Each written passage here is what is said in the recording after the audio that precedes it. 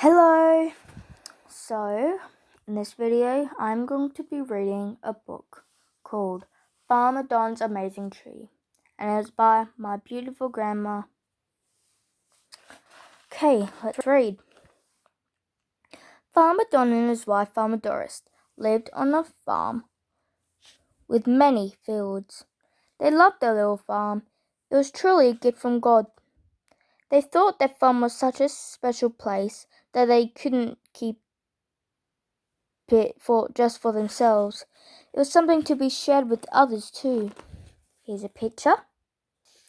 Farmer Don and Farmer Doris. In one field, Maud the cow chewed her cud. In another field grazed 12 strong sheep. Don and Farmer Doris called each other by name, just like the other 88 in the field across the road from their front gate. Next to the 12 sheep grew row upon row of bright yellow crispy corn, and near the farmhouse, in a huge garden, lived their chickens. Each one had a name. They were all loved and cared for, and they were special. Just like the sparrows who flew into the garden and shared their chickens' feed. Next to the garden, Farmer Don had planted an orchard. In the orchard grew an apple tree, a peach tree, a plum tree, an orange and a lemon tree. There was a mandarin tree too. Can you find more? 7 chickens, 12 sheep, 9 rows of corn, 7 trees, the roses, 4 sunflowers, and the car?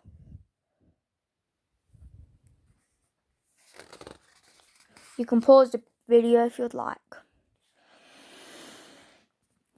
Farmer Don knew all there was to know about how to take care of the trees. He knew just how to plant, prune, fertilize, and water each sort of tree. He knew what time of the year each tree would flower or bear fruit, and when the leaves would fall. Most importantly, Farmer Don knew how to harvest the fruits at just the right time, and then turn them into tasty tarts, conserves, jams, juices, and fruit salads. It seemed that Farmer Don knew just about every tree in his orchard. I don't really know. Here's another picture. All except the biggest tree right in the middle. Neither Farmer Don nor Farmer Doris knew how this tree came to be there. They had not planted it, never watered it, and never pruned it. Farmer Don and Farmer Doris only picked what grew on it. Would you believe it? The fruit looked very much like pizzas, they smelled like pizza, and the very first time Farmer Don and Farmer Doris took courage and tasted one, it tasted just like pizza. If you did not see with your very own eyes, you'd think it's impossible. But in this world, many things defy imagination.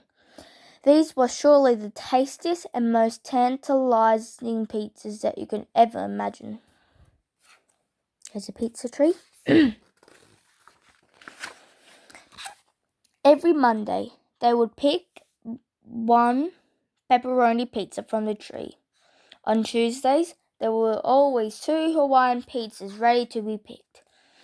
On Wednesdays, they always found 3 vegetarian pizzas, and on Thursdays, there were 4 meat lover pizzas so large and so heavy they nearly touched the ground and had to be rescued.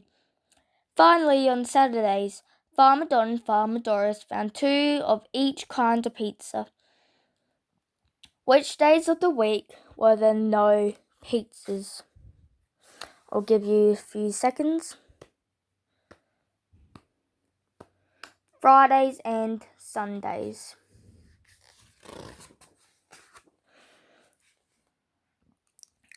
Such an extraordinary thing had never been heard of before. At first, many people did not believe such stories of this amazing tree, but soon they began to come, by 1s and 2s, 3s and 4s, and then they came in crowds to see for themselves. if what they had heard was true. They rode bicycles, called buses, trains, taxis, and rides in friends' cars. They all came for one thing, to see their very own eyes what was reported to be the world's only pizza tree.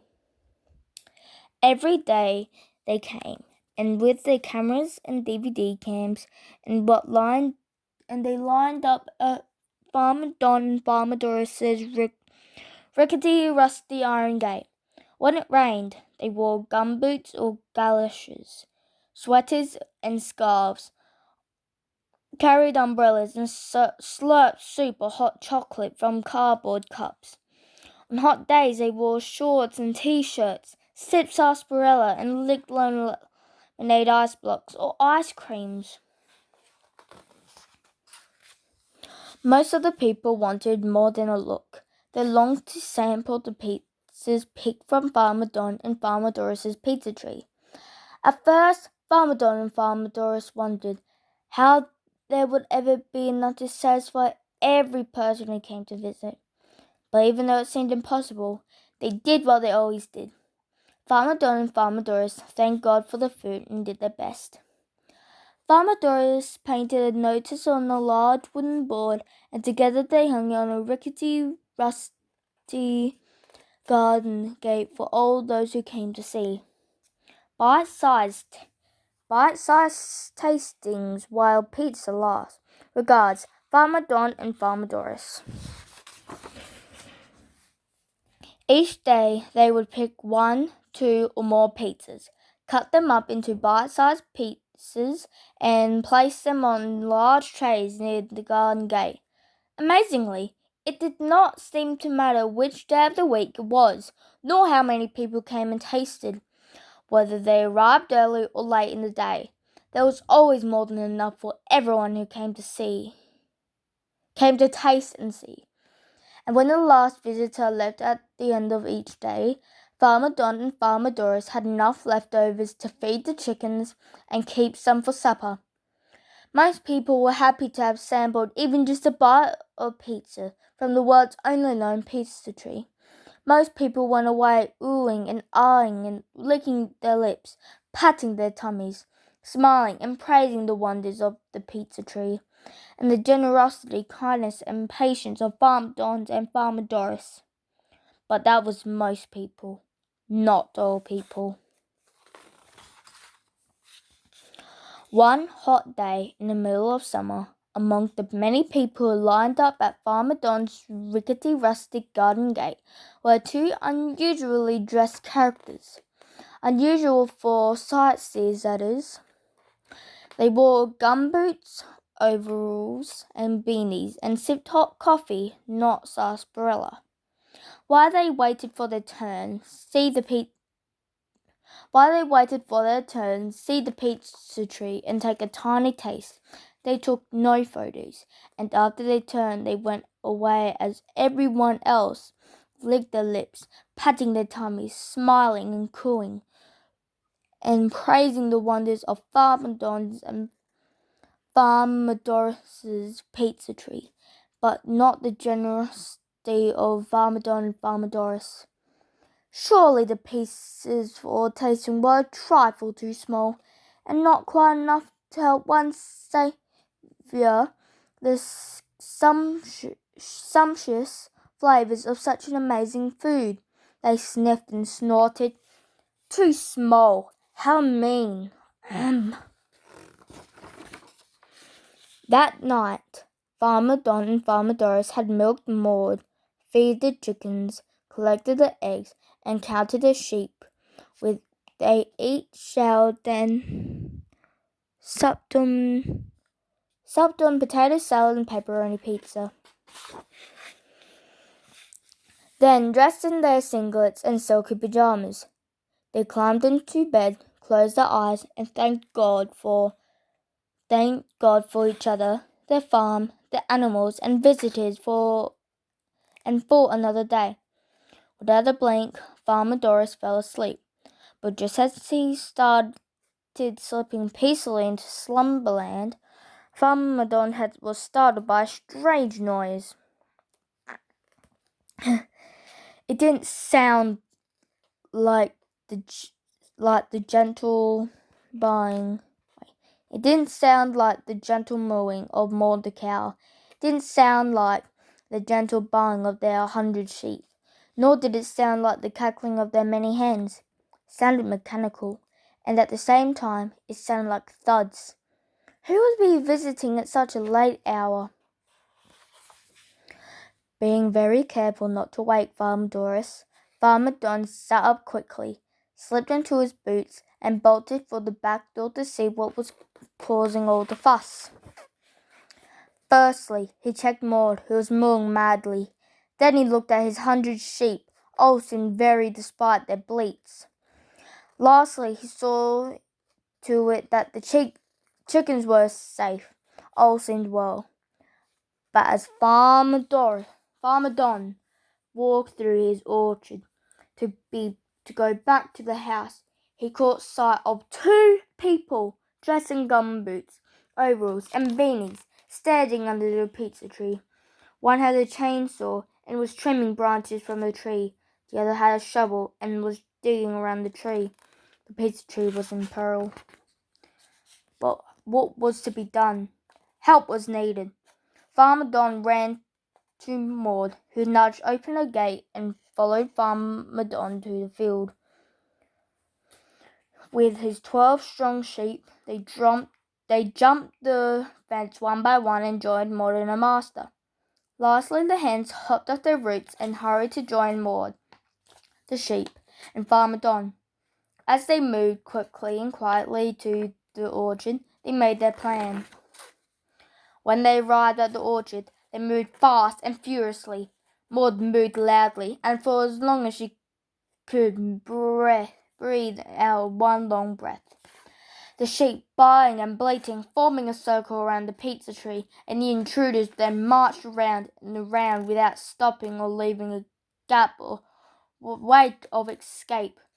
And the hens flew as high for as long as they could, flapping their wings widely, squawking, and dropping eggs on the heads of the 2 strangers dressed in gumboots, overalls, and beanies. Started by all the noise and fuss, the strangers dropped the shovel and the chainsaw and put their hands on their ears and heads. Farmer Don rushed to pick up the chainsaw and shovel. All at once the animals stopped. All was quiet, and the strangers turned to leave with worried faces and shaky legs. But suddenly they heard a gentle voice from near the orchard gate say, Won't you stay and share some supper with us?" Not only were the strangers startled, but greatly surprised, and they were truly sorry for what they had done. Such kindness had never been shown to them before, not often enough at least, and animals had never known such excitement.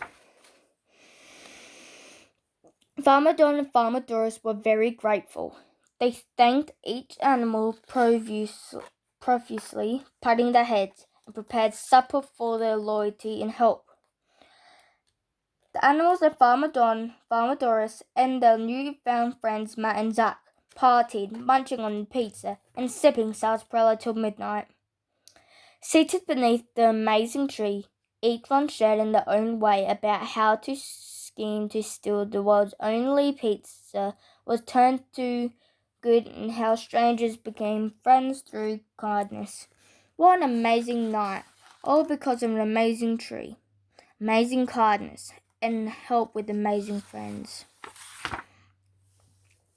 At last, when supper was finished and thank yous and goodbyes had been said, Matt and Zach left with big, big smiles and gifts of pizza, corn, and eggs. This day, new friends were made, friends who would return time and time again to share supper and news stories with Farmer Don and Farmer Doris, sometimes at the kitchen table, but most often under the amazing tree. Finally, Farmer Don and Farmer Doris said goodnight to the sheep, the chickens, and Maud. They climbed into bed and thanked God for such an amazing day. The end. Just for now. Well, I hope you enjoyed that book, and I will see you in the next video. Bye. Take care. Please like and subscribe.